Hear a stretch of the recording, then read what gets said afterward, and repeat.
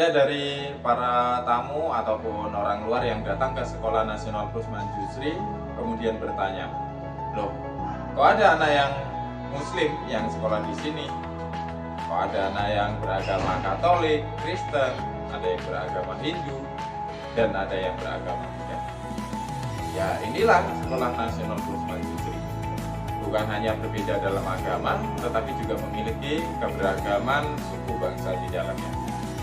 Ada yang Chinese, ada yang Minang, ada yang Jawa, ada yang Flores, ada yang Batak, Nias, dan yang lainnya.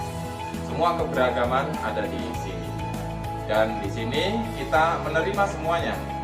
Karena perbedaan dan keberagaman itu memang ada dan harus diterima sebagai sebuah keindahan.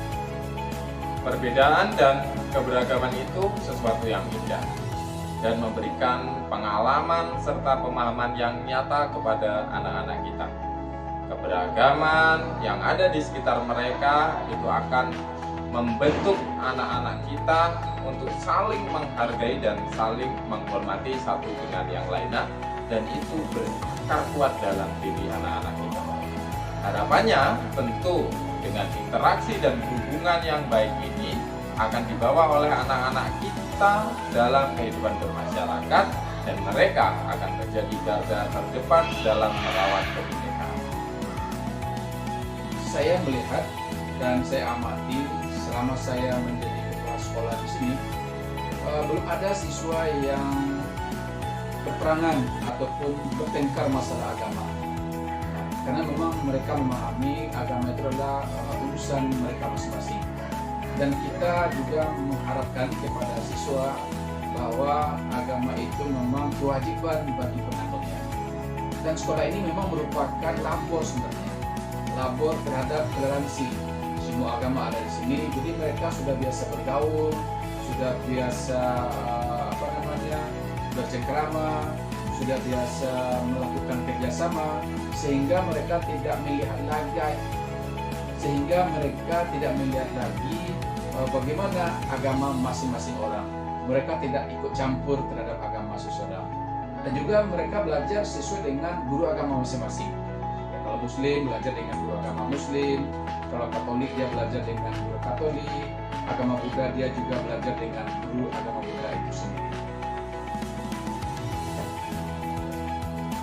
Ketika bulan Ramadan, kita mengadakan pesantren Ramadan untuk anak-anak Muslim dan pastoral sekolah serta bina iman untuk anak-anak Kristen Katolik. Dan bagi anak-anak yang beragama Buddha, itu kami mengadakan bina widya di sekolah. Nah, di sekolah ini memiliki keberagaman, baik siswa dan termasuk para pendidiknya. Sehingga dalam satu momen kita bisa melakukan kegiatan pembinaan rohani dan spiritual secara bersama-sama di satu tempat yang sama, yaitu di sekolah kami ini. Sekolah kami ini memang luar biasa. Kami para guru pun secara mengalir saja memberikan pemahaman kepada para siswa tentang keberagaman dan perbedaan ini. Ketika para anak-anak ini melihat guru yang berbeda agama atau suku bangsa bisa saling rukun, duduk makan bersama, bercanda bersama, dan berinteraksi kepada semua orang, itu sudah memberikan pemahaman dan pembelajaran kepada para siswa tentang arti persahabatan dan persaudaraan itu bisa dijalin dengan siapa saja. Dan sikap toleransi membuat kehidupan lebih indah dan damai. Ketika guru lain yang beragama Buddha merayakan Waisak, tentunya kami semua akan datang berkunjung dan bersilaturahmi. Begitu pula ketika Natal, Imlek, dan Idul Fitri. Kami saling mengunjungi, menjalin silaturahmi, dan menunjukkan kasih kepada sesama. Pengalaman seperti ini mungkin tidak akan didapatkan di tempat-tempat lain, tentang keindahan dan kebahagiaan dalam hidup di bumi Nusantara. Para siswa dan guru setiap bulan puasa selalu melakukan kegiatan berbagi takjil. Ini sebagai wujud kebahagiaan dan syukur kami kepada saudara-saudara yang telah menunaikan ibadah puasa. Kegiatan berbagi takjil ini kami himpun dari dana kebajikan seluruh warga sekolah yang mengajari kami tentang berdana atau berbagi. Kami percaya bahwa kebahagiaan sejati bukan menerima, tapi melainkan cara kita berbagi. Dan kami percaya bahwa dengan kita menerima, dengan kita memberi, kita juga menerima, yaitu menerima pahala atau kebajikan. Selama saya bersekolah di sini, tidak ada teacher dan teman-teman yang mengajak saya untuk berpindah agama. Di kelas saya ada siswa yang beragama Katolik, Buddha, Kristen, dan Islam.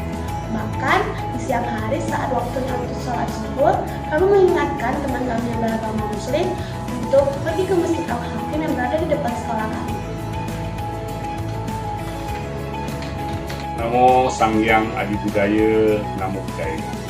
Saya Upasaka Pandita Sudarma, selaku pendiri dan juga penanggung jawab pendidikan di Sekolah Nasional Pusman Yusri untuk semua tingkatan.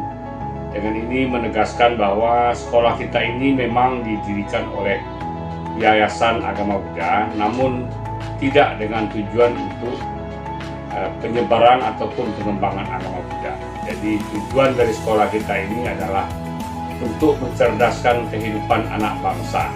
Apapun etnisnya, apapun suku bangsanya, apapun agamanya, semua mereka berhak untuk menjadi generasi muda yang cerdas yang akan meneruskan perjuangan membawa bangsa Indonesia ini pada kondisi masyarakat adil dan makmur yang kita targetkan nantinya mencapai Indonesia Emas pada tahun 2045, di mana semua generasi muda kita ini akan membawa kemajuan dan menjayakan negara Republik Indonesia ini. Dan sebenarnya program-program yang dilaksanakan oleh pemerintah sekarang tentu saja kami sangat mendukung. Bahkan telah lama kami lakukan, seperti makan siang gratis. Sejak berdirinya Sekolah Nasional Pusman Yusri ini pada tahun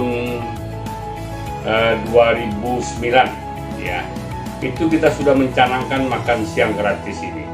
Memang tidak dipaksakan, tapi bagi anak-anak yang terkendala, misalnya terlambat dijemput oleh orang tua, kemudian tidak ada membawa bekal, dan juga tidak ada uang belanja untuk belanja di kantin, maka mereka boleh makan gratis di kantin yang disiapkan di sekolah kita, dengan syarat semua makanannya adalah makanan vegetarian, non daging, daging apa saja tidak ada, semua sayur mayur, dan proteinnya kita dapati dari telur, tempe, tahu, dan kacang-kacangan.